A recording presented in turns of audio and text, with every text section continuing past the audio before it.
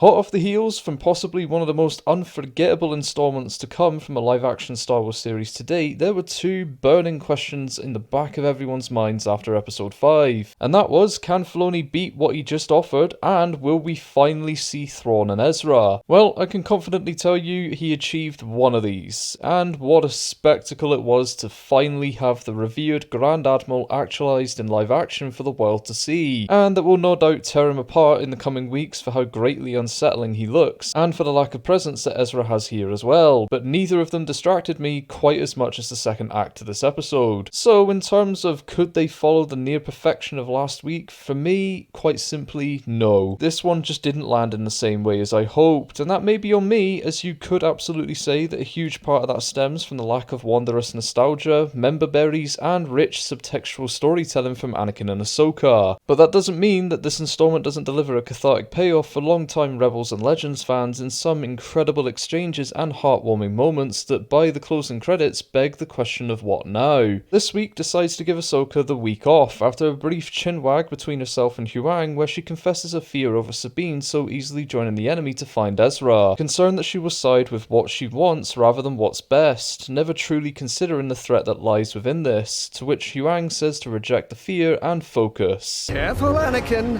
Anger leads to hate, and hate leads to... I know what it leads to! And after we get the classic tagline for Star Wars straight from Huang, a long time ago, in a galaxy far, far away, we cut to Elsbeth and co arriving at Peridia, where she just casually drops in there that it was both a graveyard for Pargil but also the original homeworld to the Dathomiri, where the Night Sisters tamed the Pargil to be used for intergalactic space travel coming over to our galaxy. And upon landing, the group are greeted by the Great Mother, who is displeased with the arrival of Sabine as well, so decides to have her imprisoned for now until Thrawn's arrival, which after a short interlude becomes reality where the Grand Admiral is revealed to us with the same imposing malignant presence looming over us once again. And I gotta tell you, it was perfect. Perfect. Everything, down to the last minute details. And he gets straight to work reminding us of his excellence and demonstrating the superiority he has and deserves to flaunt by tactically allowing Sabine to go off and find Ezra Bridger, with the plan being to let Skoll and Hati follow on and wipe the pair out before leaving this galaxy. And on her trip, Sabine encounters a group of samurai-looking motherfucker marauders and dispatches of them pretty swiftly. Actually, it's gonna be super easy, barely an inconvenience. Then has a small tiff with her howler that ran off during that fight, and then she finds a small group of creatures called Noti that bring her back with them to their homestead, where our dear old Ezra Bridger resides. And after a warm embrace, Ezra tells her that he's excited to go home, readying us for next week, which will no doubt be an awkward conversation about how she even got there, and that currently there is no way home. You didn't think that through, did you? And we close on the Night Mothers informing Thrawn that a Jedi approaches, which he deduces is Ahsoka, who Elsbeth believed was dead. And he asks for the Mother's magic once again for the coming fight, but tells Elsbeth that Skoll's word cannot be trusted given the false accounting of Ahsoka's supposed demise.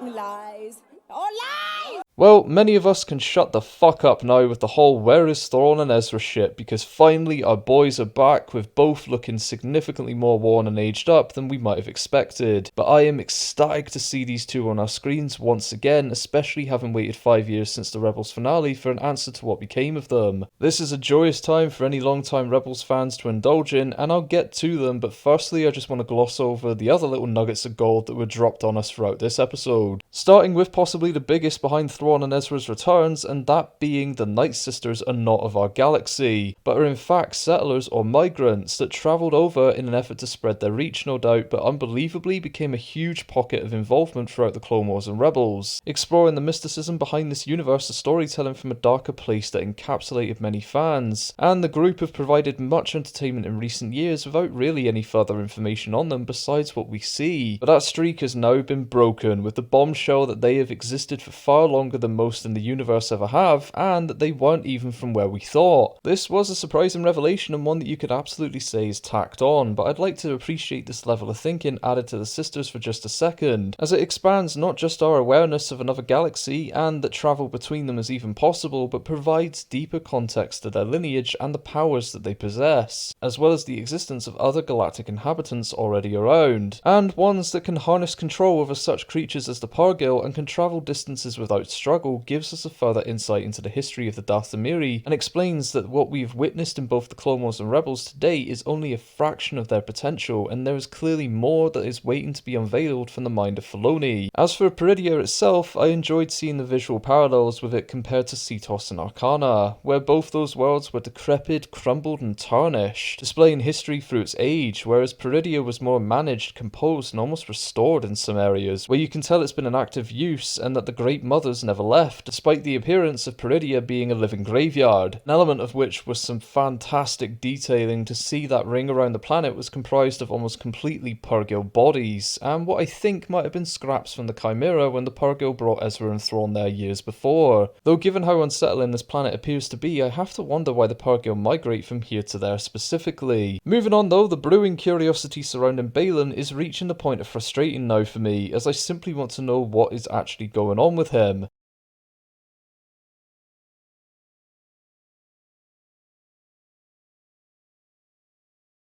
We establish here that he seeks something very few would consider, and that comes from the idea of breaking the cycle of history where one power replaces another and so on and so forth, as that's what pissed him off after the Jedi and then the Empire. But what does that come in the form of, and why is it such a desire for him? It's questions like these that have been strung out that make Baylan's skull such a weighted addition, with gravitas for a show that could have just become another floating experience that was stuffed with fan service, was instead thrown some reality by Ray Stevenson's performance as such a complex and nuanced personality, and absolutely could have had some longevity in this franchise, but as of right now, we don't know how his journey will be tied up here. But had Ray not passed, I would have loved an entire show centered around him to explore these reminiscent moments that affect him so deeply whenever Shin pries into his past, to discover what made him become what he is here, and even see what his experience was with the Jedi, to Order 66, to finding Shin, to meeting Elsbeth, to now. There's an entire history we'll never know unless comics and books have something to say about it, so fingers crossed at least. But to lose Ray Stevenson and by association Baylan's skull is a genuine tragedy for this franchise. But generally his inclusion was needed here, when you account for the fact that there were only 2 episodes left. However, I am getting rather frustrated with the wait to discover what he wants, as there could be something more tangible here, or just the opportunity to start fresh could be enough. But whatever it is, I don't care, I just want something more concrete at this point. But drawing back for a second to something he mentioned earlier in the episode that I thought was rather amusing was giving Ezra the name Bokken, or essentially homeschooled Jedi, and one that doesn't follow the traditional path like we expect. A term I've never heard used in Star Wars before, but I appreciate receiving a name for this style of teaching or learning, however you choose to look at it. Now, as for Sabine in this, her interactions with Thrawn and Ezra were the most Sabine she's felt all season for me, conveying some of those cadences we knew from her character in Rebels, especially in her banterous moment with Ezra. And her action set piece for this one, going against the Marauders, was fantastic, but does draw a slight issue for me, and that's the consistency to her armor and how she uses it. It might just be me misremembering from Rebels, but I swear she took several shots to the chest and helmet, especially from Vader at one point, and nothing bounced off. The shot stuck, and they left visible marks in her armour. It's another one of those who the fuck knows moments, and is likely a factor that Filoni and the writers didn't really consider before, but having such an importance placed upon the Beskar and its protective capabilities now, it's a little bit grating for me, but that's just my take on this at least. However, the choreography was performed well, with all of it pushing her towards using the lightsaber and embracing that defensive measure over her blasters and armour. But to go from that to her little escapade with the Howler was a little jarring considering the tone of this episode and who's involved. No. He's got a point. I didn't hate it, and it was very much in Filoni's style of writing to see an animal interaction with a character like Ezra had with the wolves and Ahsoka has with Morai, but given everything needs to be about substance over style going forward, it felt woefully out of place here, and I could have done without it. And truthfully, it's for this reason alone I don't think this episode stands as strong as the last one, but based on Thrawn and Ezra, it's worlds above what we had in the first few installments. However, it is now time for the main event, the very reason that you even stopped by for the show, and that was the joint returns of Ezra Bridger and Grand Admiral Thrawn. Oh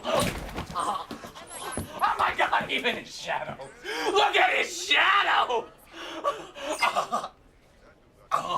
moments that we Rebels fans have waited for almost 6 years, with heavy speculation on where the pair could have gone and what they might have become following their battle on Lothal. And here now lies the answer. Thrawn has been amassing his forces for a feisty comeback, whilst Ezra has been living like a hermit and just waiting for that ride out of there, while seemingly hiding from the eye of his enemy. Ezra was exactly what I thought he looked like here, humbled and hairy, and looking exactly like his father from the snippets that we got of him throughout Rebels. There's little that I can say right now regarding a man as Fandy's casting as our young little outcast, but I'm fascinated to see more of him, as just the little offering we received was very reminiscent of his animated counterpart, just a little wiser. However, the eyes were a little bit off-putting for me, and I had to remind myself that this is how he looks, but otherwise Ezra looks his age and feels more like a Jedi than he ever did. And here's hoping that Filoni has something substantial written in for his return, where he could don the blade once more, or assist in combating Thrawn, or maybe even provide support with rebuilding the New Order. Who knows, but we're underway for some much needed context as to what Ezra seeks now, and that just leaves old Blue Balls himself. To get the biggest head scratcher out of the way, no, I do not hate how he looks here. Looks how he did in much of the artwork used for Timothy Zahn's books back in the 80s. Just a little aged up and girthier with a tattered outfit that shows how he's been struggling whilst trying to maintain his composure for all these years. The fall of his forces on Lothal is the biggest defeat he's ever suffered, and that has to have been eating away at him all this time. But looking at what we got here, Lars killed it in his delivery of such a treasured character, capturing that regality that Thrawn holds himself with, delivering the calculated, tyrannical presence we all know him to have, immediately asserting his intelligence once again, having devised a plan of how to deal with Ezra and Sabine within minutes of meeting Skoll, and then calling Skoll out for something that he was, but with a lot more urgency than normal, likely catching up for lost time. But one thing that cannot be ignored is his alliance with the Night Mothers. It's undoubtable that Thrawn's respect for Night Sister magic is transactional at best, for he even states in Rebels that the mysteries of the Force elude him, so he can't fully understand or comprehend how a connection is formed or what is necessarily there, and I think subtly that unnerves him, which is why he calls upon the Night Sisters here, as he lost against a Force wielder before and refuses to do so again, so is layering himself up to combat any potential Jedi threats like he had with Kanan and Ezra before. Thrawn is a mastermind at weaponizing most things around him, including information, which explains why he wants to low down on Ahsoka before her arrival, but the Force isn't something that he can outwardly combat, so he's calling upon the assistance of the Night Sisters here. But the bigger question really is, why are they assisting him? If you think about it, this was all by chance for Thrawn, as he fell into the lap of victory in his eyes, as the Purga were brought in to just get him and his forces off Lothal and act as a statement against the Empire collectively. Both he and Ezra never knew where they were headed, but as it turns out, it's to the original home to the Night Sisters and the Night Brothers, where the former tamed and rode the backs of Purgil to migrate across galaxies. And we know, given Grievous, Dooku and Ezra collectively wiped out the remnants of Night Sisters in the main galaxy, the remnants of power that are left in their original space are probably working to expand their reach once again, and aiding Thrawn could play into that. So this worked out perfectly for old Blue Balls, as he's been amassing his forces and probably training his dwindling loyalists ruthlessly for the coming storm. But the true fear should come from what the Night Sisters might have planned, given the various casket-looking boxes being loaded onto the Chimera, and the fact that they could connect with Elspeth across time and space means that they are not playing around. Thrawn was later seen plotting his first destruction points for when he gets back as well, so old Blue Balls has been lining up the punches for years and patiently waiting to strike at the heart of a vulnerable New Republic, which we've seen throughout this and The Mandalorian have become progressively worse with each peek behind the curtain, with loyalists to the Empire still operating within their ranks. And with the closing episodes of Mando Season 3 mentioning Thrawn's return and seeing Captain Palaeon as part of that meeting, I must believe we're about to see the age of Thrawn as heir to the Empire. Everyone played their parts perfectly, plenty of mystery was applied to this, and generally it was a good experience except for that second act. Anyway, that's all I've got for this week. Thank you so much for stopping by. If you like this, hit the thumbs up and subscribe for more, and until next week everyone, take care, and may the Force